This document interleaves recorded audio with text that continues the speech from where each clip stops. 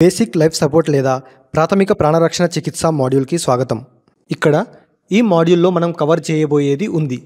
మనం వీటిని గురించి నేర్చుకుంటాము. బేసిక్ లైఫ్ సపోర్ట్ లేదా BLS యొక్క పరిచయం, శ్వాసకోశ వ్యవస్థ, సైనోసిస్, కృత్రిమ ventilation, foreign body airway obstruction లేదా FBAO, గుండెపోటు ప్రమాద రకాలు, కార్డియోపల్మనరీ రిససిటేషన్ లేదా CPR. బాధితులకు ప్రాథమిక జీవన సహాయం అందించడంలో వాలంటీర్ల పాత్ర గురించి కూడా మనము తెలుసుకుంటాము. ఈ అధ్యాయం పూర్తయ్యేసరికి మీరు ఎగువ శ్వాసనాళంలో పూర్తిగా లేదా పాక్షికంగా అవరోధం ఏర్పడడానికి కారణాలు, పెద్దలు, పిల్లలు మరియు శిశువులలో అన్య పదార్థ శ్వాసనాళ అవరోధంతోనైనా లేదా లేకుండా అయినా శ్వాసను రక్షించే విధానాన్ని ప్రదర్శించడం, పిల్లలు, పెద్దలు మరియు శిశువులలో CPRని వివరించడం మరియు ప్రదర్శించడం, పెద్దల కోసం 2 రెస్క్యూయర్ CPRని వివరించడం మరియు ప్రదర్శించడం గురించి తెలుసుకుంటారు. వాలంటీర్ల పాత్ర గురించి కూడా మనము తెలుసుకుంటాము.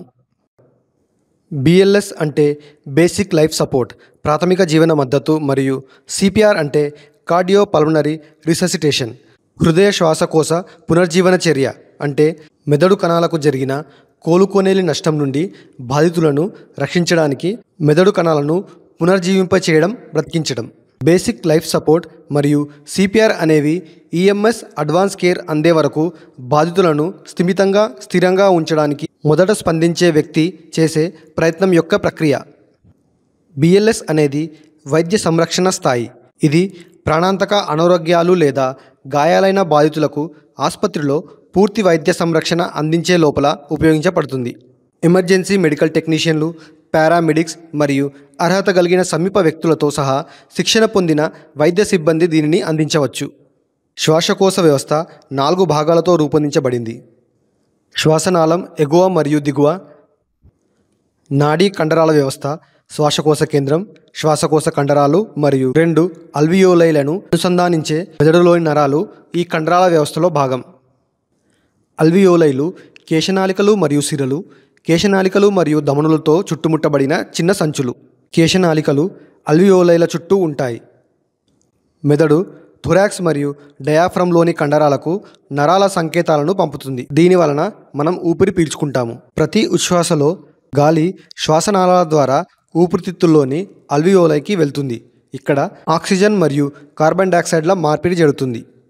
శ్వాస వ్యవస్థతో కలిసి ప్రసరణ వ్యవస్థ జీవించడానికి అవసరమైన ఆక్సిజన్ను సరఫరా చేస్తుంది మరియు శరీరం నుండి కార్బన్ డయాక్సైడ్ను బయటకు పంపుతుంది. ఇప్పుడు మనం ఒక వ్యక్తి యొక్క శ్వాసను ఎలా అంచనా వేయాలో తెలుసుకుందాం. శ్వాస ఉనికిని అంచనా వేయడానికి మనము చూడడం, వినడం లేదా LLF పద్ధతిని అనుసరిస్తాము. ఇప్పుడు మనం శ్వాస తగినంత, తక్కువ స్థాయి మరియు లేకపోవడం గురించి తెలుసుకుందాము. తగినంత శ్వాస ఉన్నప్పుడు ఛాతీ మరియు ఉదరం ప్రతి శ్వాసతో సరిగ్గా పైకి లేవడం మరియు తగ్గడం, నోరు లేదా ముక్కు నుండి గాలి బయటకు వస్తున్నట్టు వినిపించవచ్చు మరియు అనుభూతి చెందవచ్చు. శ్వాస సులభంగా తీసుకోవడం అప్రయత్నంగా మరియు శ్వాస రేటు మామూలుగా ఉంటుంది.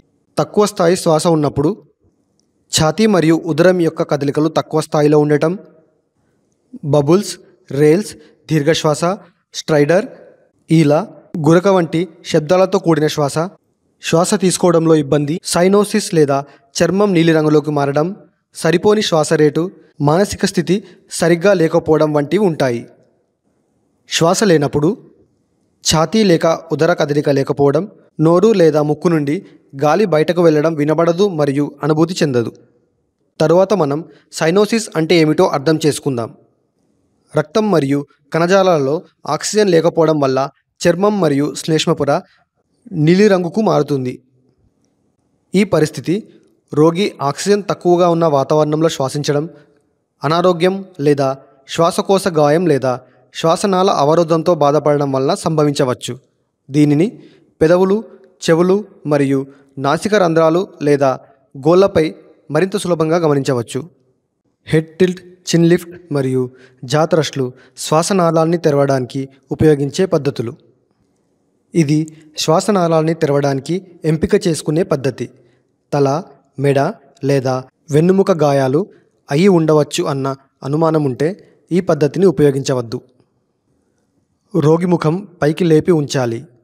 తలవైపు రోగి యొక్క భుజం దగ్గర మోకాల్చాలి. నుదిటిపై ఒక చేతిని ఉంచండి మరియు మరొక చేతి వేళ్లను రోగి యొక్క దవడ ఎముక భాగం కింద ఉంచండి. దవడకు మద్దతు ఇస్తూ గడ్డం పైకి ఎత్తండి మరియు అదే సమయంలో తలను వీలైనంత వెనక్కు వంచండి. శిశువులు మరియు పిల్లలకు స్నిఫింగ్ స్థానంలో ఉంచండి. ఎక్కువ పొడిగించవద్దు. హెడ్ టిల్ట్, చిన్ లిఫ్ట్ చేసేటప్పుడు మీరు తీసుకోవాల్సిన కొన్ని అవసరమైన జాగ్రత్తలు. రోగి నోటిని ఎల్లప్పుడూ కొద్దిగా తెరిచి ఉంచండి. రోగి యొక్క దిగువ పెదవి కింద పట్టుకోవడానికి మీ బొటనవేలును ఉపయోగించండి. రోగి గడ్డం కింద ఉన్న మృదు కణజాలం లోపట ఎప్పుడూ తాకకండి. శ్వాసనాళం తెరిచిన తర్వాత శ్వాసను తనిఖీ చేయండి. చూడండి, వినండి మరియు అనుభూతి చెందండి. రోగి శ్వాస తీసుకోకపోతే కృత్రిమ వెంటిలేషన్లు ప్రారంభించండి. వెంటిలేట్ చేయలేకపోతే శ్వాసనాళం మూసుకున్నట్లు భావించండి. తల, మెడ లేదా వెన్నుముక గాయమైనట్లు అనుమానం ఉండి అపస్మారక స్థితిలో ఉన్న రోగికి సిఫార్సు చేయబడిన ఏకైక పద్ధతి జా థ్రస్ట్. ఇప్పుడు మనం ఈ ప్రక్రియను చూద్దాం. రోగి ముఖం పైకి లేపి ఉంచాలి. రోగికి తలవైపున మోకాలి. రోగి పడుకున్న ఉపరితలంపై తల పక్కన మీ మోచేతులను ఉంచండి. 2 చేతులను రోగి తలకు ఇరువైపులా ఉంచండి. రోగి యొక్క దవడ కోణాన్ని 2 వైపులా పట్టుకోండి. శిశువు లేదా బిడ్డ కోసం 2 నుండి 3 వేళ్లు ఉపయోగించండి. దవడను 2 చేతులతో పైకి లేపుతున్నట్లుగా ముందుకు కదల్చండి. అవసరమైతే మీ బొటనవేలును ఉపయోగించి రోగి నోటిని కొద్దిగా తెరిచి ఉంచండి. శ్వాసనాళం తెరుచుకోకపోతే మళ్ళీ ప్రయత్నించాలని మరవకండి. రోగి పరిస్థితిని పునఃపరిశీలించండి. మళ్ళీ విఫలమైతే అనుబంధ ఎయిర్వే పరికరాలను ఉపయోగించడానికి ప్రయత్నించండి. రోగికి శ్వాసనాళం తెరుచుకున్న తర్వాత రోగి తనంతగా లేదా అస్సలు శ్వాస తీసుకోపోలేకపోతే కృత్రిమ వెంటిలేషన్ను అందించవచ్చు. కృత్రిమ వెంటిలేషన్లో అనేక పద్ధతులు ఉన్నాయి. సిఫార్సు చేసిన ప్రాధాన్యత క్రమంలో దిగువ జాబితా చేయబడిన 3 మీరు సమర్థులై ఉండాలి. Mouth to mask, mouth to barrier device, mouth to mouth. ఇప్పుడు శ్వాస రేటు మరియు వ్యవధిని చూద్దాం. పెద్దలలో నిమిషానికి 12 నుండి 20 శ్వాసలు, పిల్లలలో నిమిషానికి 15 నుండి 30 శ్వాసలు, శిశువులలో నిమిషానికి 25 నుంచి 50 శ్వాసలు. వయసును బట్టి శ్వాస రేటు కూడా మారుతుంది. శ్వాస రేటు తెలుసుకోవడానికి చార్ట్ని చూడండి. ఛాతీ పైకి పెరిగేలా చూడండి. శిశువులు మరియు నవజాత శిశువులను అతిగా వెంటిలేట్ చేయకుండా ఉండేందుకు నోటి నుండి పఫ్స్ ఇవ్వండి. ఇప్పుడు రక్షకులకు కలిగే ప్రమాదాల గురించి చర్చిద్దాం. రక్తం ద్వారా, గాలి ద్వారా వ్యాపించే రోగాలను మాస్కులు, గ్లౌజులు మరియు కళ్లద్దాలు వాడడం ద్వారా నివారించవచ్చు. బ్యాగ్ వాల్వ్ మాస్క్, BVM లేదా పాకెట్ మాస్క్లను ఉపయోగించండి. కలుషితమైన రోగి నుండి బహిర్గతం కావడం వల్ల రసాయనాలు వంటి ప్రమాదాలు వ్యాప్తి చెందుతాయి. రోగిని ముందుగా శుభ్రపరచాలి. పాకెట్ మాస్క్ లేదా BVMపై వన్-వే వాల్వ్ను ఉపయోగించడం ద్వారా వాంతులను అరికట్టవచ్చు. గ్యాస్ట్రిక్ డిస్టెన్షన్ సమస్య కాపాడటానికి శ్వాస ఇచ్చే సమయంలో సంభవించవచ్చు. గ్యాస్ట్రిక్ డిస్టెన్షన్ సమస్య కాపాడటానికి శ్వాస ఇచ్చే సమయంలో సంభవించవచ్చు.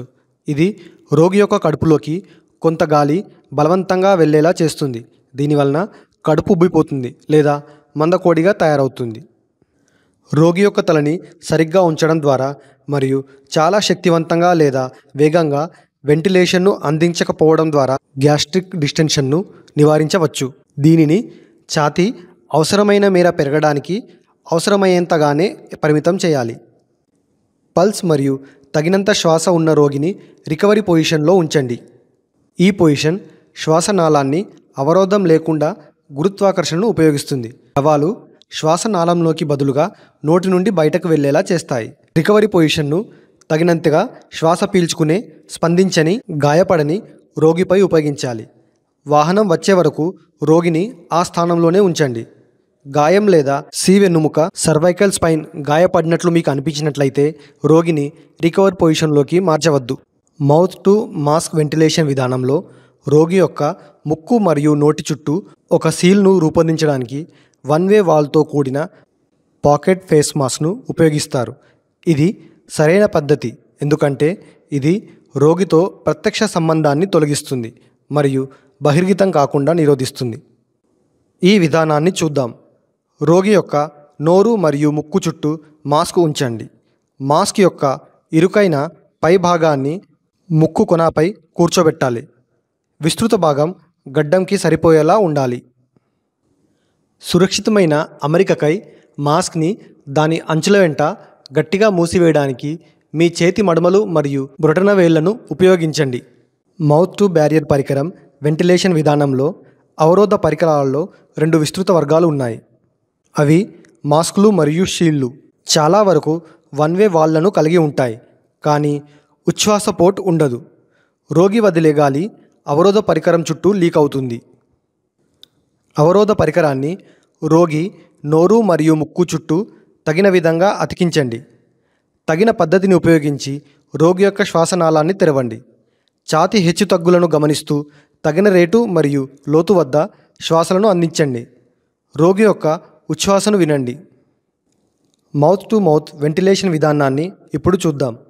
నోటి నుండి నోటికి వెంటిలేషన్ ఇవ్వబడే ఈ విధానంలో అంటువ్యాధులు సంక్రమించే ప్రమాదం ఉంది. ఈ పద్ధతిని ఉపయోగించాలనే నిర్ణయం వ్యక్తిగతమైనది.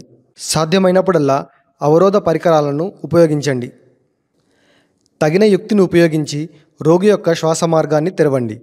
గాలి బయటకు రాకుండా ఉండేందుకు నుదిటిపైన చెయ్యి ఉంచి రోగి యొక్క ముక్కును మీ బొటనవేలు మరియు చూపుడు వేలుతో సున్నితంగా పట్టి ఉంచాలి. అప్పుడప్పుడు మీరు స్వరపేటిక శస్త్రచికిత్స చేయించుకున్న రోగిని ఎదుర్కోవచ్చు. ఈ వ్యక్తికి స్టోమా ఉంటుంది. శ్వాసనాళం నుండి మెడ ముందు వరకు శాశ్వతంగా తెరవబడి ఉంటుంది. నేరుగా నోటి నుండి స్టోమా వెంటిలేషన్ చేయండి. ఇప్పుడు మనం కార్డియోపల్మనరీ రిససిటేషన్ గురించి చర్చిద్దాం. శ్వాసకోశ నిలుపుదల సమయంలో గుండె చాలా నిమిషాల పాటు పంపు చేయడం మరియు ఆక్సిజన్ ప్రసారం చేయడం కొనసాగించవచ్చు. ముందస్తు సూచన జోక్యం లేకుండా శ్వాసకోశ నిలుపుదల గుండె ఆగిపోవడానికి దారితీయవచ్చు. కార్డియాక్ అరెస్ట్ సంభవించిన తర్వాత ప్రసరణ ఆగిపోతుంది. ముఖ్యమైన అవయవాలకు ఆక్సిజన్ అందదు. శ్వాసకోశ మరియు కార్డియాక్ అరెస్ట్ సంభవించినప్పుడు రోగి వైద్యపరంగా చనిపోయినట్లు పరిగణించబడతాడు. ప్రసరణ లేకుండా 4 నుంచి 6 నిమిషాలు లేకుంటే మెదడు దెబ్బతినడం ప్రారంభమవుతుంది మరియు 8 నుండి 10 నిమిషాల తర్వాత కోలుకోలేని నష్టం జరుగుతుంది. సిపిఆర్ అనేది ఒక వ్యక్తి యొక్క గుండె మరియు ఊపిరితిత్తులను యాంత్రికంగా పనిచేయడం ద్వారా ఒక వ్యక్తిని పునరుద్ధరించడానికి మరియు జీవ సంబంధమైన మరణాన్ని నిరోధించడానికి రూపొందించబడిన ఛాతీ కుదింపులు మరియు కృత్రిమ వెంటిలేషన్ల కలయికను కలిగి ఉంటుంది. సిపిఆర్ని వీలైనంత త్వరగా ప్రారంభించాలని గుర్తుంచుకోండి. ఇప్పుడు సిపిఆర్ కోసం సిద్ధం చేయడం గురించి చర్చిద్దాం. తగిన అంచనా ద్వారా పునర్జీవనం యొక్క అవసరాన్ని నిర్ధారించేంత వరకు ఏ రోగికి సిపిఆర్ చేయకూడదు. సిపిఆర్ని అందించే ముందు మీరు స్పందించకపోవడాన్ని, ఊపిరి ఆడకపోవడాన్ని మరియు పల్స్ లేదని తప్పనిసరిగా గుర్తించాలి. సిపిఆర్ కొరకై దశలు క్రింద ఇవ్వబడ్డాయి. మరింత తెలుసుకోవడానికి ప్రతి కార్డ్ని క్లిక్ చేయండి. రోగిని అడగండి, మీరు బాగున్నారా? మీ పేరు ఏమిటి? లేదా రోగిని షేక్ ట్యాప్ చేయండి. ప్రతిస్పందించినట్లయితే రోగిని సరిగ్గా ఉంచాలి. చేతులను శరీరానికి దగ్గరగా ఉంచి ఒక దృఢమైన చదునైన ఉపరితలంపై వెల్లకిలా పడుకోబెట్టాలి, లేదంటే రక్త ప్రవాహంపై ప్రభావం చూపవచ్చు. అందుబాటులో ఉన్నప్పుడు సక్రియం చేయమని వేరే వారిని అడగండి. సిఏబిని తనిఖీ చేయండి. సి కంప్రెషన్ని సూచిస్తుంది. బాధితుడి ఛాతీ మధ్యలో గట్టిగా మరియు వేగంగా నెట్టండి. ఏ ఎయిర్వేను సూచిస్తుంది. బాధితుడి తలను వెనక్కి వంచి వాయు మార్గాన్ని తెరవడానికి దవడని ఎత్తండి. నోటితో నోటికి రక్షించే శ్వాసలను ఇవ్వండి. అప్పటికీ రక్త ప్రవాహంలో ఉన్న ఆక్సిజన్ని ప్రారంభ కంప్రెషన్లు తక్షణమే ప్రసారం చేయగలవు. క్రమాన్ని మార్చడం ద్వారా ఛాతీ కంప్రెషన్లు త్వరగా ప్రారంభించబడతాయి మరియు వెంటిలేషన్ ఇవ్వడంలో ఆలస్యం ఉండకుండా చూసుకోవాలి. పల్స్ లేకపోవడాన్ని చెక్ చేయండి. ఒక వయోజన మరియు పిల్లలపై 5 నుండి 10 సెకండ్ల పాటు కరోటిడ్ను తనిఖీ చేయండి. శిశువులో బ్రాకియల్ పల్స్ను తనిఖీ చేయండి. పల్స్ లేనట్టయితే వెంటనే సిపిఆర్ని ప్రారంభించండి. శ్వాసలను అంచనా వేయడానికి లుక్, లిజన్ మరియు ఫీల్ చెందే పద్ధతిని ఉపయోగించండి. రోగి శ్వాస తీసుకోకపోతే 2 వెంటిలేషన్లను అందించండి. శిశువులపై చిన్న పఫ్స్ ఉపయోగించండి. చెస్ట్ కంప్రెషన్లు స్టెర్నమ్ దిగువ భాగంలో లయబద్ధమైన పునరావృత ఒత్తిడిని కలిగి ఉంటాయి. కృత్రిమ వెంటిలేషన్తో కలిపినప్పుడు ఇది జీవితాన్ని కొనసాగించడానికి తగినంత రక్త ప్రసరణను అందిస్తుంది. చెస్ట్ కంప్రెషన్ క్రింది దశలను కలిగి ఉంటుంది. రోగిని ఉంచడం, రోగి ఛాతీని బహిర్గతం చేయడం, స్థానంలోకి రావడం. జైఫార్డ్ ప్రాసెస్ని గుర్తించండి. కంప్రెషన్ స్థానాన్ని గుర్తించండి. మీ చేతులను ఉంచండి. మీ భుజాలను ఉంచండి. ఛాతీపై కంప్రెషన్లను జరుపుము. మరింత తెలుసుకోవడానికి ప్రతి దశను క్లిక్ చేయండి. దృఢమైన చదునైన ఉపరితలంపై వెల్లకిలా పడుకొని చేతులు పక్కగా ఉంచి ఉండాలి. రోగి యొక్క చొక్కా లేదా బ్లౌజ్ని తీసివేయండి. రోగి యొక్క గోప్యతను వీలైనంత వరకు అందించండి. మోకాళ్లను మీ భుజాలంత వెడల్పుగా ఉంచి రోగికి దగ్గరగా కూర్చోండి. పక్కటెముక యొక్క దిగువ అంచుని అనుభూతి చెందండి. దిగువ ఛాతీ మధ్యలో పక్కటెముకలు స్టెర్నమ్ను కలిసే గీత వరకు పక్కటెముక వెంట మీ వేళ్లను కదల్చండి. జైఫాయిడ్ నుంచి ఎగువ ఛాతీ వైపు 2 వేళ్ల వెడల్పులను కొలవండి. ఇక్కడే మీరు మీ మొదటి చేతి మడమను ఉంచాలి. మీ స్వేచ్ఛా చేతిని మొదటి చేతిపైన ఉంచండి. మీ వేళ్లను విస్తరించండి లేదా కలపండి. వాటిని ఛాతీ గోడపై ఉంచవద్దు. మీ భుజాలు నేరుగా మీ చేతుల మీద ఉండాలి.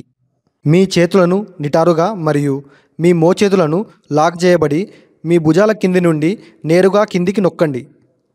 ప్రతి కుదుపు తర్వాత పూర్తి ఒత్తిడిని విడుదల చేయండి. అయితే మీ చేతులను ఎత్తవద్దు లేదా కదిలించవద్దు, లేకుంటే మీరు సరైన స్థానాన్ని కోల్పోతారు. మీరు కంప్రెషన్ చేసేటప్పుడు లెక్కించండి. ఇక్కడ మీరు 8 సంవత్సరాలు మరియు అంతకంటే ఎక్కువ వయసు గల వయోజన సిపిఆర్ సారాంశాన్ని చూడగలరు. కంప్రెషన్ లోతు 5 నుంచి 6 సెంటీమీటర్లు. కంప్రెషన్ రేటు నిమిషానికి 100 నుంచి 120. ప్రతి వెంటిలేషన్ 4 నుంచి 5 సెకండ్లు. పల్స్ స్థానం కరోటిడ్ ధమని. 1 రెస్క్యూవర్ సైకిల్ 30 కంప్రెషన్లు 2 బ్రీతులు. 2 రెస్క్యూవర్ సైకిల్ 30 కంప్రెషన్లు 2 బ్రీతులు. శిశువులు మరియు పిల్లల కోసం సిపిఆర్ చెస్ట్ కంప్రెషన్ని చూద్దాం. శిశువులు మరియు పిల్లలలో గుండె ద్వారా సంభవించే కార్డియాక్ అరెస్ట్ చాలా అరుదు. ఒకవేళ వస్తే గాయాలు, ఊపిరి అందకపోవడం, పొగ పీల్చడం మొదలైన కారణాలతో చాలా తక్కువ ఆక్సిజన్ హైపాక్సియా అందటం వల్ల వస్తుంది. దీనికి మీరు ఒంటరిగా ఉంటే ఈఎంఎస్ వ్యవస్థను సక్రియం చేయడానికి ముందు 1 నిమిషం పాటు శిశువు లేదా బిడ్డను పునర్జీవింపచేయాలి. శిశువు మరియు పిల్లల కోసం చెస్ట్ కంప్రెషన్ దశలను చూద్దాం. రోగిని ఉంచడం, రోగి ఛాతీని బహిర్గతం చేయడం, కంప్రెషన్ స్థానాన్ని గుర్తించడం, చెస్ట్ కంప్రెషన్ని నిర్వహించండి. ప్రతి దశని వివరంగా చూద్దాం. దృఢమైన చదునైన ఉపరితలంపై వెల్లకిలా పడుకోబెట్టి చేతులు పక్కగా ఉంచి ఉండాలి. శిశువు అయితే అతనిని లేదా ఆమెను మీ ముంజేతిపై ఉంచండి. మీ అరచేతిని తలకు మద్దతుగా ఉపయోగించండి. రోగి యొక్క చొక్కా లేదా జాకెట్టు తీసివేయడం ద్వారా రోగి యొక్క ఛాతీని బహిర్గతం చేయండి. పిల్లలలో కూడా పెద్దలకు ఉంచే స్థానాన్నే ఉపయోగించండి. శిశువులో చనుమొనల మధ్య ఒక ఊహాత్మక రేఖ కింద 1 వేలు వెడల్పును తీసుకోండి. శిశువు కోసం స్టెర్నమ్ను కంప్రెస్ చేయడానికి మీ మధ్య మరియు ఉంగరపు వేళ్ల యొక్క చదును భాగాన్ని ఉపయోగించండి. పిల్లల కోసం 1 చేతి యొక్క మడమ ఉపయోగించండి. ప్రతి కంప్రెషన్ తర్వాత పూర్తిగా ఒత్తిడిని విడుదల చేయండి. అయితే మీ చేతులను ఎత్తవద్దు లేదా కదిలించవద్దు, లేదా మీరు మీ స్థానాన్ని కోల్పోతారు. మీరు కంప్రెషన్ చేస్తున్నప్పుడు లెక్కించండి. పిల్లల సిపిఆర్ సారాంశం. 1 నుండి 8 సంవత్సరాల వయసు. American heart association. కంప్రెషన్ లోతు 4 నుండి 5 సెంటీమీటర్లు. మొత్తం ఛాతీ లోతులో 1/3 నుండి 1/2 లోతు. కంప్రెషన్ రేటు నిమిషానికి 100 నుండి 120. ప్రతి వెంటిలేషన్ 3 నుంచి 5 సెకండ్లు. పల్స్ స్థానం కరోటిడ్ ధమని. 1 రెస్క్యూవర్ సైకిల్ 30 కంప్రెషన్లు 2 బ్రీతులు. 2 రెస్క్యూవర్ సైకిల్ 15 కంప్రెషన్లు 2 బ్రీతులు. శిశు సిపిఆర్ సారాంశం. 1 సంవత్సరం మరియు అంతకంటే తక్కువ వయస్సు. American heart association. Compression depth 3 నుండి 4 సెంటీమీటర్లు లేదా 1 నుంచి 1.5 అంగుళాలు. మొత్తం ఛాతీ లోతులో 1/3 నుండి 1/2 లోతు. కుదింపు రేటు నిమిషానికి 100 నుండి 120 లేదా అంతకంటే ఎక్కువ. ప్రతి వెంటిలేషన్ 3 నుంచి 5 సెకండ్లు. పల్స్ స్థానం బ్రాకియల్ ఆర్టరీ. 1 రెస్క్యూర్ సైకిల్ 30 కంప్రెషన్లు 2 బ్రీత్లు. 2 రెస్క్యూర్ సైకిల్ 15 కంప్రెషన్లు 2 బ్రీత్లు. విజయవంతమైన సిపిఆర్ యొక్క కొన్ని సంకేతాలను చూద్దాం. విజయవంతమైన సిపిఆర్ అంటే రోగి జీవించి ఉన్నారని కాదు, మీరు దానిని సరిగ్గా నిర్వహించారని మాత్రమే అర్థం. Advance cardiac life support ACLS అందకపోతే చాలా కొద్ది మంది రోగులు మాత్రమే బతుకుతారు. సిపిఆర్ యొక్క లక్ష్యం కొన్ని కీలకమైన నిమిషాల పాటు కణాలు మరియు అవయవాల మరణాన్ని నిరోధించడం. సిపిఆర్ ప్రభావవంతంగా ఉందో లేదో తెలుసుకోవడానికి సిపిఆర్ అంతటా రోగి పరిస్థితిని పర్యవేక్షించడం అవసరం. కంప్రెషన్ సమయంలో ఎవరినైనా పల్స్ గుర్తించడానికి ఉంచండి. ప్రతి కంప్రెషన్లో పల్స్ స్పష్టంగా ఉండాలి. ప్రతి వెంటిలేషన్లో ఛాతీ పెరగాలి మరియు పడాలి. కంటిపాప సాధారణంగా స్పందించడం ప్రారంభించవచ్చు. రోగి చర్మం రంగు మెరుగుపడవచ్చు. రోగి కదలడానికి మరియు మింగడానికి ప్రయత్నించవచ్చు మరియు హృదయ స్పందన తిరిగి రావచ్చు. సిపిఆర్ వల్ల కలిగే కొన్ని సమస్యలను చూద్దాం. సరిగ్గా నిర్వహింపబడిన సిపిఆర్ వల్ల కూడా గాయాలు కావచ్చు. వీటిలో స్టెర్నమ్ మరియు పక్కటెముకల ఫ్రాక్చర్, న్యూమోథొరాక్స్, హెమోథొరాక్స్, ఊపిరితిత్తులకు కోతలు మరియు గాయాలు, కాలేయానికి గాయాలు. సిపిఆర్ సమయంలో చేసే కొన్ని తప్పులను చూద్దాం. ప్రతి సమస్యపై క్లిక్ చేసి దానివల్ల కలిగే ఫలితాన్ని వీక్షించండి. రోగి గట్టి ఉపరితలంపై లేడు. కంప్రెస్లు ప్రభావవంతంగా ఉండవు. రోగి క్షితిజ సమాంతర స్థితిలో లేడు. రోగి యొక్క తల మిగిలిన శరీర భాగాల కంటే ఎత్తులో ఉంటే మెదడుకు చేరుకోవడానికి తగినంత రక్త ప్రసరణ ఉండదు. హెడ్ చిన్ లిప్ సరిగ్గా నిర్వహించబడలేదు. వాయునాళం తెరుచుకోవడం నిర్ధారించబడలేదు. రోగి యొక్క నోరు లేదా ముక్కు అసంపూర్ణంగా మూయడం. వెంటిలేషన్ ప్రభావవంతంగా ఉండదు. నోటి నుండి నోటికి వెంటిలేషన్ సమయంలో నాసికా రంధ్రాలు పూర్తిగా మూయలేదు. రోగి నోరు పూర్తిగా తెరవబడదు. వెంటిలేషన్ ప్రభావవంతంగా ఉండదు. చేతులు సరైన స్థితిలో లేకపోవడం లేదా కంప్రెస్ తప్పుగా చేయడం. పక్కటెముకలు విరగడం, చర్మం విరగడం. పక్కటెముకలు విరగడం వల్ల కాలేయం, ప్లీహము, ఊపిరితిత్తులు లేదా ఊపిరితిత్తుల పైపొర దెబ్బతింటుంది. కంప్రెషన్స్ చాలా లోతుగా లేదా ఎక్కువగా ఇవ్వడం. రక్తం తగినంతగా సరఫరా చేయబడదు. సరికాని కంప్రెషన్ లేదా వెంటిలేషన్ నిష్పత్తి. రక్తం తగినంత ఆక్సీకరణం చెందదు. మీరు సిపిఆర్ని ప్రారంభించిన తర్వాత పల్స్ మరియు శ్వాసను తనిఖీ చేయడానికి లేదా మిమ్మల్ని లేదా రోగిని తిరిగి ఉంచడానికి కొన్ని సెకండ్ల కంటే ఎక్కువ అంతరాయం కలిగించకూడదు. అదనంగా మీరు సిపిఆర్కి అంతరాయం రోగిని స్ట్రెచ్చర్ పైకి తరలించడం, రోగిని మెట్ల మీదుగా లేదా హాల్లో నుండి తరలించడం, రోగిని అంబులెన్స్లోకి లోడ్ చేయడం లేదా అన్లోడ్ చేయడం, డీఫిబ్రిలేషన్ లేదా ACLS advance cardiac life support చర్యలను ప్రారంభించేందుకు అనుమతించడం మరియు శారీరక అలసట నుండి కోలుకోవడం కోసం కలిగిస్తారు. ఇప్పుడు మనం ఫారెన్ బాడీ ఎయిర్వే అబ్స్ట్రక్షన్ లేదా అన్య పదార్థాల వల్ల ఏర్పడే శ్వాసనాళ అడ్డంకి గురించి చర్చిద్దాం. ఇతర పదార్థాలు ఉదాహరణకు ఆహారం, బ్రెడ్, బొమ్మ కారణంగా ఊపిరితిత్తులకు వెళ్లే శ్వాసనాళాలు పాక్షికంగా లేదా పూర్తిగా అడ్డుపడతాయి.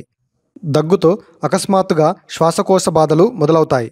శ్వాసనాళ అవరోధం యొక్క ప్రారంభ దశలో తరచుగా ఆందోళన ఉంటుంది. శ్వాసనాళంలో ఏర్పడే అవరోధానికి గల కారణాలను చూద్దాం.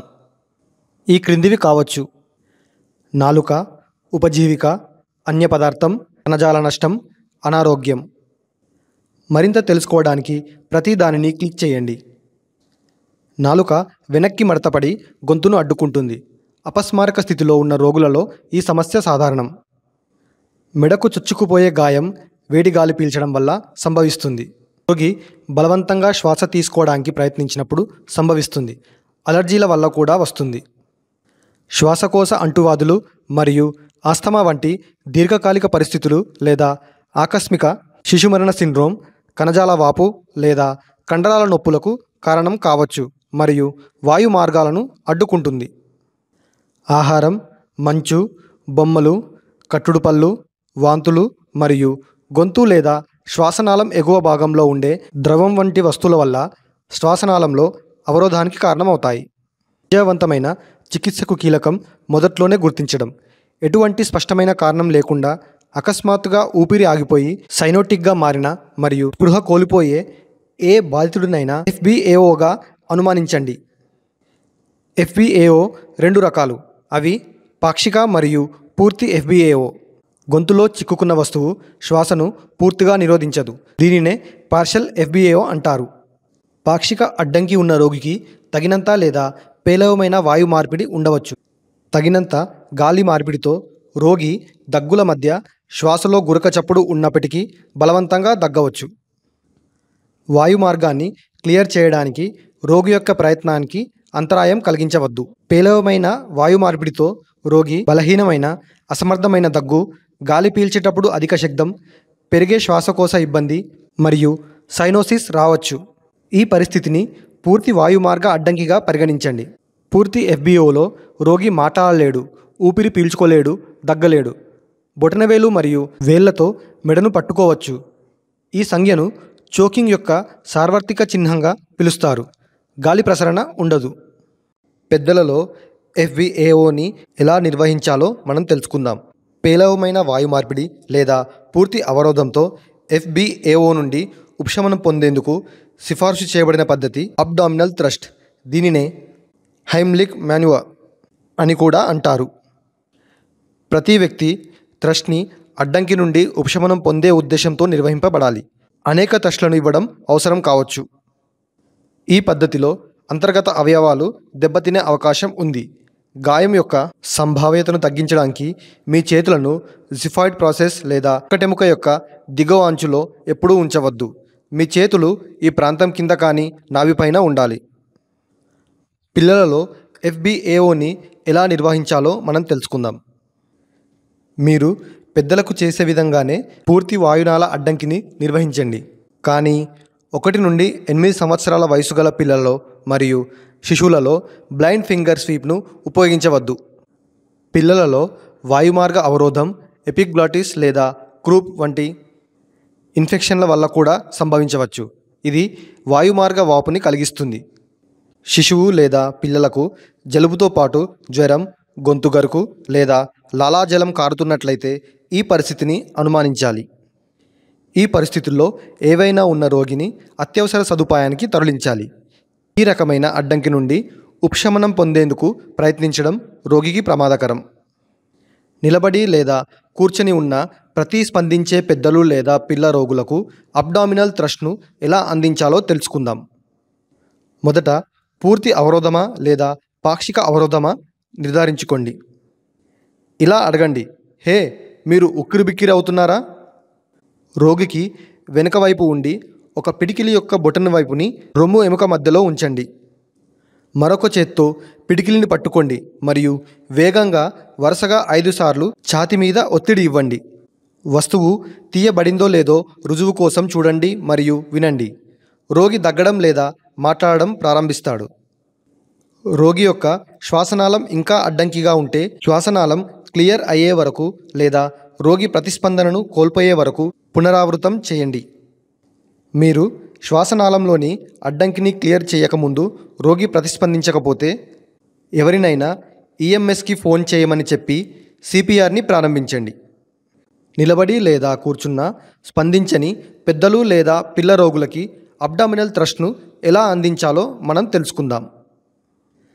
తగిన బిఎస్ఐ జాగ్రత్తలు తీసుకోండి.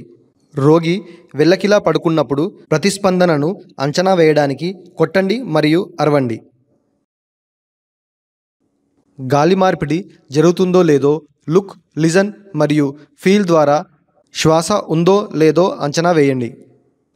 శ్వాస లేకపోవడం లేదా ఊపిరి పీల్చుకోవడం మాత్రమే ఉంటే కరోటిడ్ పల్స్కై చూడండి. పల్స్ ఉంటే రోగిని వెంటిలేట్ చేయడానికి ప్రయత్నించండి. 2 ప్రయత్నాల తర్వాత మీరు తగినంత ఛాతీ పెరుగుదలను సాధించలేకపోతే సిపిఆర్ని ప్రారంభించండి. గర్భిణీ లేదా స్థూలకాయంతో స్పందించే పెద్దలలో ఛాతీ ఒత్తిడులను రోగి నిలబెట్టి లేదా కూర్చోబెట్టి చేయవచ్చు. గర్భం యొక్క చివరి దశలో లేదా చాలా ఉబకాయం ఉన్న రోగులలో అబ్డామినల్ థ్రస్ట్లు వర్తింపనప్పుడు మాత్రమే ఛాతీపై ఒత్తిడులను వర్తింపజేయాలి. అందుకే గర్భిణీ లేదా స్థూలకాయంతో ఉన్నవారిపై ఒత్తిడులను ఇవ్వాలి. అలాగే స్పందించని తర్వాత స్పందించని పెద్దలకు ఉపయోగించిన విధానమే అనుసరించాలి. శిశువులలో ఎఫ్బిఏఓని ఎలా నిర్వహించాలో ఇప్పుడు చూద్దాం. గగ్గోలు పెట్టడం, దగ్గు లేదా గురకతో కూడి అకస్మాత్తుగా ప్రారంభమయ్యే శ్వాసకోశ బాధ ఉన్న శిశువులలో అన్య పదార్థం శ్వాసకోశాన్ని అడ్డుకుందేమోనని ఎల్లప్పుడూ అనుమానించండి. మరింత తెలుసుకోవడానికి ప్రతి ట్యాబ్ని క్లిక్ చేయండి. శిశువుకు పూర్తి అవరోధం లేదా పేలవమైన శ్వాస మార్పిడితో పాక్షిక అవరోధం ఉన్నట్లయితే మరియు గొంతులో ఒక అన్య వస్తువును అనుమానించినట్లయితేనే ఈ క్రింది విధానాన్ని నిర్వహించండి. తగిన BSI బాడీ సబ్స్టాన్స్ ఐసోలేషన్ని తీసుకోండి. శిశువుని ఎత్తుకొని 2 చేతుల ముంజేతుల మధ్య బిడ్డని ఉంచి సపోర్ట్ ఇవ్వండి. వెంటనే 2 భుజాల మధ్య 5 సార్లు గట్టిగా తట్టండి. ఇది వస్తువుని బయటకు తీయడంలో విఫలమైతే తదుపరి దశకు వెళ్ళండి. తలని మెడ కంటే క్రిందికి ఉండేలా శిశువుని తన వీపు పైకి తిప్పండి. మీ ముంజేతికి మద్దతు ఇవ్వడానికి మీ తొడను ఉపయోగించండి. కంప్రెషన్ సైట్ను గుర్తించండి మరియు 5 సార్లు ఛాతీ ఒత్తిడులను ఇవ్వండి. శ్వాసనాళంలోని వస్తువు బయటకి వచ్చే వరకు లేదా శిశువు ప్రతిస్పందనను ఆపే వరకు వెన్నుపై తట్టడం మరియు ఛాతీపై ఒత్తిడిల క్రమాన్ని కొనసాగించండి. వస్తువు బయటికి రాకముందు శిశువు స్పందించకపోతే మీరు CPRని ప్రారంభించండి. స్పందించని శిశువుల విషయంలో తగిన SBI తీసుకోండి. శిశువు ప్రతిస్పందించనట్లయితే మరియు శ్వాస లేకపోతే లేదా ఊపిరి మాత్రమే ఉంటే EMSని అప్రమత్తం చేయండి. పల్స్ లేనట్లయితే ఛాతీ కుదింపుతో CPRని ప్రారంభించండి. పల్స్ ఉంటే వెంటిలేట్ చేయడానికి ప్రయత్నించండి. 2 ప్రయత్నాల తర్వాత కూడా తగినంత ఛాతీ పెరుగుదలను సాధించలేకపోతే CPRని ప్రారంభించండి. జీవింప చేయడానికి చేసే వరుస ప్రయత్నాలు లేదా చైన్ ఆఫ్ సర్వైవల్ అన్ని క్రమాలను కలిపి ఉంచిన తరువాత రోగి యొక్క మనుగడకు అవకాశం పెరిగే అవకాశాలను సూచిస్తుంది. కార్డియోపల్మనరీ రిససిటేషన్ CPR కార్డియాక్ అరెస్ట్లో బాధితుల ప్రాణాలను కాపాడుతుంది. గుండెపోటు బాధితుల్లో 3/2 మంది గుండె జబ్బు కారణంగా ఆసుపత్రిలో చేరేలోపే మరణిస్తారు. చాలామంది లక్షణాలు కనిపించిన 2 గంటల లోపలే. గుండెపోటు బాధితుడి ప్రాణం కాపాడడానికి CPR మాత్రమే సరిపోదు. ఇది చైన్ ఆఫ్ సర్వైవల్ లేదా మనుగడ గొలుసులో ఒక ముఖ్యమైన లింక్. ఆసుపత్రి ఆవల చైన్ ఆఫ్ లింక్స్ యొక్క 5 లింకులు: కార్డియాక్ అరెస్ట్ను గుర్తించడం మరియు అత్యవసర ప్రతిస్పందన వ్యవస్థని యాక్టివేట్ చేయడం, ఛాతీ కుదింపులపై దృష్టి పెడుతూ చేసే విజయవంతమైన కార్డియోపల్మనరీ రిససిటేషన్, వేగవంతమైన డీఫిబ్రిలేషన్, ప్రాథమిక మరియు అధునాతన అత్యవసర వైద్య సేవలు, అధునాతన లైఫ్ సపోర్ట్ మరియు పోస్ట్ కార్డియాక్ అరెస్ట్ కేర్. బలమైన చైన్ ఆఫ్ సర్వైవల్ గుండె ఆగిపోయిన బాధితుల మనుగడను కోలుకునే అవకాశాలను మెరుగుపరుస్తుంది. ఈ ప్రయత్నాల అవసరం గుండె జబ్బుల బాధితులకు మాత్రమే పరిమితం కాకూడదు. మునిగిపోవడం, తీవ్రమైన గాయం, విద్యుద్ఘాతం, ఊపిరి ఆడకపోవడం, శ్వాసనాళాల అవరోధం, అలర్జీ ప్రతిచర్య మొదలైన వాటి అనేక మంది బాధితులను తక్షణ ప్రయత్నం ద్వారా రక్షించవచ్చు. ఇప్పుడు గుండెపోటు ప్రమాద రకాలను చూద్దాం. నిర్దిష్ట పరిస్థితులు, ప్రవర్తనలు మరియు రక్తనాళాల అభివృద్ధి మధ్య అనుబంధం ఉన్నట్టు కనుగొనబడింది. ఈ అంశాలపై అవగాహన కల్పించేందుకు ప్రమాద రకాల భావనను అభివృద్ధి చేయబడింది. మరింత తెలుసుకోవడానికి ప్రతి దానిపై క్లిక్ చేయండి. కుటుంబ చరిత్ర, లింగం, జాతి నేపథ్యం, వయస్సు, ధూమపానం, అధిక రక్తపోటు, అధిక కొలెస్ట్రాల్, శారీరక పరిశ్రమ, ఉబకాయం, మధుమేహం, అధిక ఒత్తిడి. ప్రమాద కారకాల యొక్క ప్రాబల్యం ఎంత ఎక్కువగా ఉంటే గుండె జబ్బులు లేదా ఇతర రక్తనాళాల వ్యాధుల సంభావ్యత కూడా అంత ఎక్కువ ఉంటుంది. ఇప్పుడు గుండె మరియు ఊపిరితిత్తుల పనితీరు మరియు శరీర నిర్మాణ శాస్త్రం గురించి చర్చిద్దాం. హృదయ నాళ వ్యవస్థలో గుండె, రక్తం, ధమనులు, కేశనాళికలు మరియు సిరలు ఉంటాయి. గుండె ఒక కండర అవయవం. ఇది పిడికిలి పరిమాణంలో ఉంటుంది మరియు స్టెర్నం వెనుక మరియు ఊపిరితిత్తుల మధ్యలో థొరాసిక్ కుహరంలో ఉంటుంది. కరోనరీ ధమనులు గుండె కండరాలకు రక్తాన్ని సరఫరా చేసే ప్రత్యేక ధమనులు. గుండె యొక్క పని రక్తాన్ని సరఫరా చేయడం. ఊపిరితిత్తుల నుండి ఆక్సిజన్తో కూడిన రక్తాన్ని స్వీకరించి ధమనుల ద్వారా శరీరానికి పంపుతుంది. ఇది సిరల ద్వారా ఆక్సిజన్ రహిత రక్తాన్ని స్వీకరించి ఊపిరితిత్తులకు సరఫరా చేసి మరోసారి ఆక్సిజన్ని అందిస్తుంది. వన్ వే వాల్వ వ్యవస్థ రక్తాన్ని ప్రవహింపచేస్తుంది మరియు వెనుకకు ప్రవహించకుండా చేస్తుంది. ఇప్పుడు క్లినికల్ మరియు బయాలజికల్ డెత్ల గురించి తెలుసుకుందాం. శ్వాసకోశ వ్యవస్థ మరియు ప్రసరణ వ్యవస్థ ఒకదానిపై ఒకటి ఆధారపడి ఉంటాయి. ఒకటి ఆగిపోయినట్లయితే చాలా తక్కువ సమయంలో ఇంకొకటి ఆగిపోతుంది. ఆక్సిజన్ లేకపోవడం వల్ల ప్రమాదం కలిగే మొదటి అవయవం మెదడు. ఆక్సిజన్ సరఫరా నిలిచిపోయిన కొద్దిసేపటికే మెదడు కణాలు చనిపోవడం ప్రారంభిస్తాయి. దీనివలన కోలుకోలేని నష్టం జరుగుతుంది.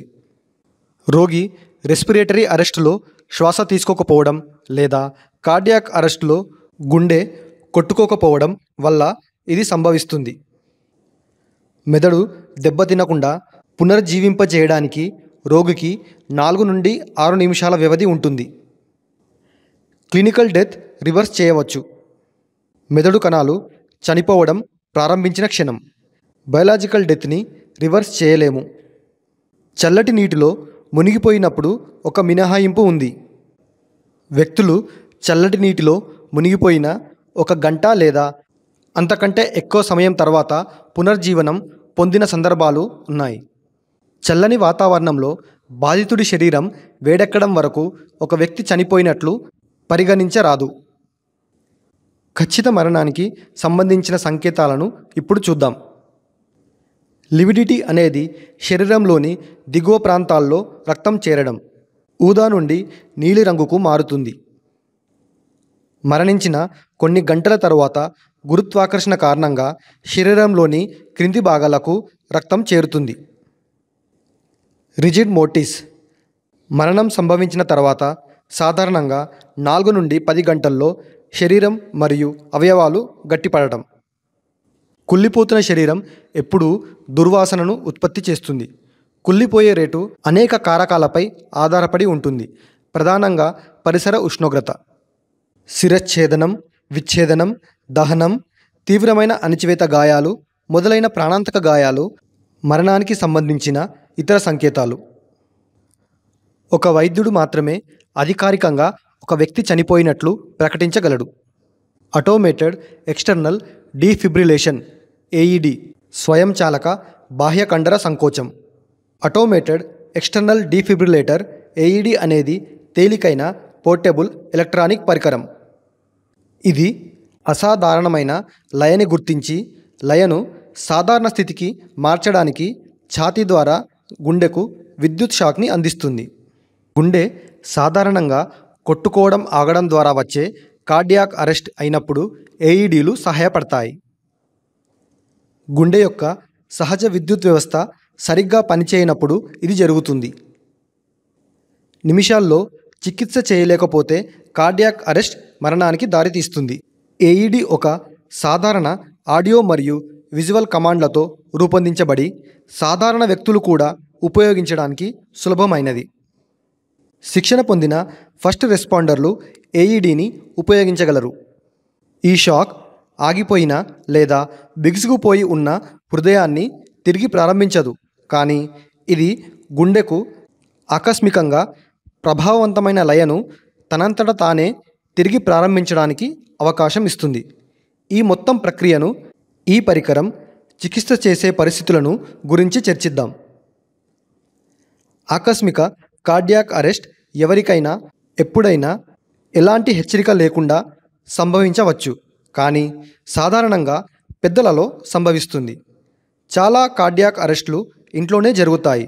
అందువల్ల ఎమర్జెన్సీ మెడికల్ సర్వీసెస్ ఈఎంఎస్ సిస్టమ్ను ఎలా యాక్టివేట్ చేయాలో, సిపిఆర్ని ఎలా నిర్వహించాలో మరియు ఆటోమేటెడ్ ఎక్స్టర్నల్ డీఫిబ్రిలేటర్ ఏఈడిని ఎలా ఉపయోగించాలో తెలుసుకోవడం వలన మీరు ఒక ప్రాణాన్ని కాపాడవచ్చు. గుండె యొక్క విద్యుత్ వ్యవస్థ గుండెకు రక్తాన్ని సరఫరా చేయమని చెప్పే సంకేతాలను పంపుతుంది. ఈ సంకేతాలు ఏట్రియా అని పిలువబడే గుండె యొక్క పై గదుల ద్వారా జఠరికలు అని పిలువబడే దిగువ గదులకు వెళతాయి. గుండె మామూలుగా మరియు ఆరోగ్యంగా ఉన్నప్పుడు ఈ విద్యుత్ సంకేతాలు జఠరికలు ఒకదానితో ఒకటి కుదింపబడటానికి కారణమవుతాయి. ఈ సంకోచాలు గుండె నుండి రక్తాన్ని బలవంతంగా బయటకు పంపుతాయి. అప్పుడు రక్తం శరీరం అంతటా ప్రసరిస్తుంది. సంకోచాల మధ్య జఠరికలు సడలించినప్పుడు రక్తం గుండెలోకి తిరిగి ప్రవహిస్తుంది. ఒక వ్యక్తి పల్స్ చూసేటప్పుడు హృదయ స్పందనల మధ్య మీరు గమనించే విరామం సంకోచాల మధ్య విరామం. ఇప్పుడు మనం వాలంటీర్ల పాత్ర గురించి చర్చిద్దాము.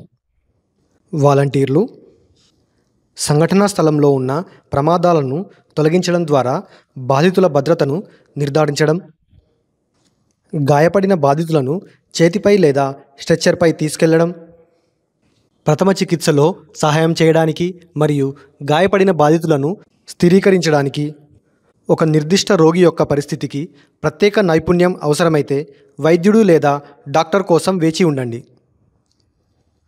ప్రాథమిక జీవన సహాయక వ్యవస్థను నిర్వహించడానికి వైద్య సిబ్బందికి సహాయం చేయడం మరియు నైతిక మద్దతును అందించడానికి సహాయపడగలరు.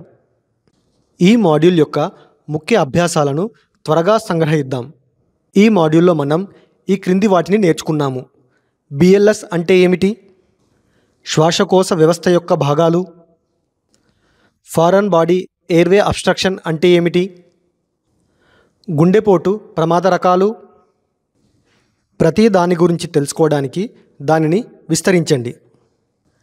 బిఎల్ఎస్ అంటే బేసిక్ లైఫ్ సపోర్ట్ మరియు సిపిఆర్ అంటే కార్డియోపల్మనరీ రిససిటేషన్ అంటే మెదడు కణాలకు కోలుకోలేని నష్టం నుండి బాధితులను రక్షించడానికి మెదడు కణాలను బతికించడం. బిఎల్ఎస్ అనేది ప్రాణాంతక అనారోగ్యాలు లేదా గాయాల బాధితులకు ఆసుపత్రిలో పూర్తి వైద్య సంరక్షణ అందే వరకు ఉపయోగించే వైద్య సంరక్షణ స్థాయి. శ్వాసకోశ వ్యవస్థ 4 భాగాలతో రూపొందించబడింది. శ్వాసనాళం, ఎగువ మరియు దిగువ, నాడీ కండరాల వ్యవస్థ, శ్వాసకోశ కేంద్రం, శ్వాసకోశ కండరాలు మరియు 2 అల్వియోలైలని అనుసంధానించే మెదడులోని నరాలు. అల్వియోలైలు కేశనాళికలు మరియు సిరలు, కేశనాళికలు మరియు ధమనులతో చుట్టుముట్టబడిన చిన్న సంచులు. హెడ్ టిల్ట్ చిన్ లిఫ్ట్ ఇది వాయు మార్గాన్ని తెరవడానికి ఎంపిక చేసుకునే పద్ధతి. మీరు తల, మెడ లేదా వెన్నుముక గాయాన్ని అనుమానించినట్లయితే ఈ పద్ధతిని ఉపయోగించవద్దు. జా థ్రస్ట్ అనుమానాస్పద తల, మెడ లేదా వెన్నుముక గాయంతో అపస్మారక స్థితిలో ఉన్న రోగికి జా థ్రస్ట్ మాత్రమే సిఫారసు చేయబడుతుంది. ఒక రోగి యొక్క వాయుమార్గం తెరుచుకున్న తర్వాత మీరు కృత్రిమ వెంటిలేషన్ని అందించవచ్చు. కృత్రిమ వెంటిలేషన్ కోసం అనేక పద్ధతులున్నాయి. సిఫారసు చేయబడిన ప్రాధాన్యత క్రమంలో దిగువ జాబితా చేయబడిన 3 మీరు సమర్థులై ఉండాలి. Mouth to mask, mouth to barrier device, mouth to mouth. Foreign body airway obstruction అంటే ఇతర పదార్థం, ఉదాహరణకు ఆహారం, బ్రెడ్, బొమ్మ మొదలైన వాటి కారణంగా ఊపిరితిత్తులకు వెళ్ళే శ్వాసనాళాలు పాక్షికంగా లేదా పూర్తిగా అడ్డుపడటం. దగ్గుతో అకస్మాత్తుగా శ్వాసకోశ బాధలు మొదలవుతాయి.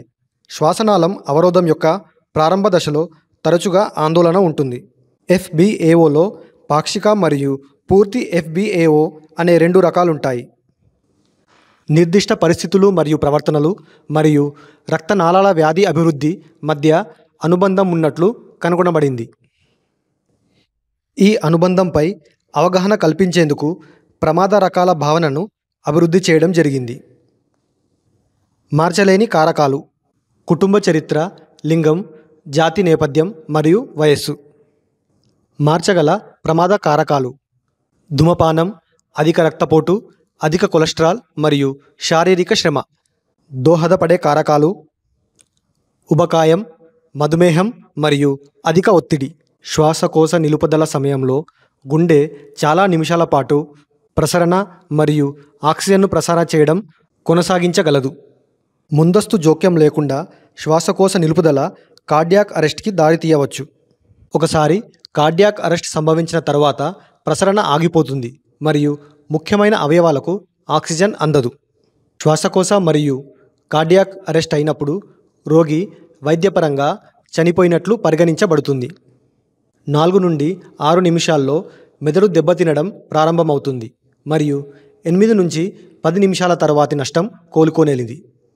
సిపిఆర్ ఒక వ్యక్తి యొక్క గుండె మరియు ఊపిరితిత్తులను యాంత్రికంగా పనిచేయించడం ద్వారా ఒక వ్యక్తిని పునరుద్ధరించడాన్ని మరియు బయాలజికల్ డెత్ నివారించడానికి రూపొందించబడిన చెస్ట్ కంప్రెషన్ మరియు కృత్రిమ వెంటిలేషన్ల కలయికను కలిగి ఉంటుంది. ఇప్పుడు ఈ అంశంపై మీ అవగాహనను తనిఖీ చేయడానికి ఇది సమయం. ఇది ఒక మూల్యాంకన అభ్యాసం. ప్రతి ప్రశ్నకు సమానమైన మార్కులుంటాయి. పరీక్షలో ఉత్తీర్ణత సాధించడానికై మీరు కనీసం 60% స్కోర్ చేయాలి. ప్రశ్నలను జాగ్రత్తగా చదవండి మరియు తగిన ఎంపికలను ఎంచుకోండి.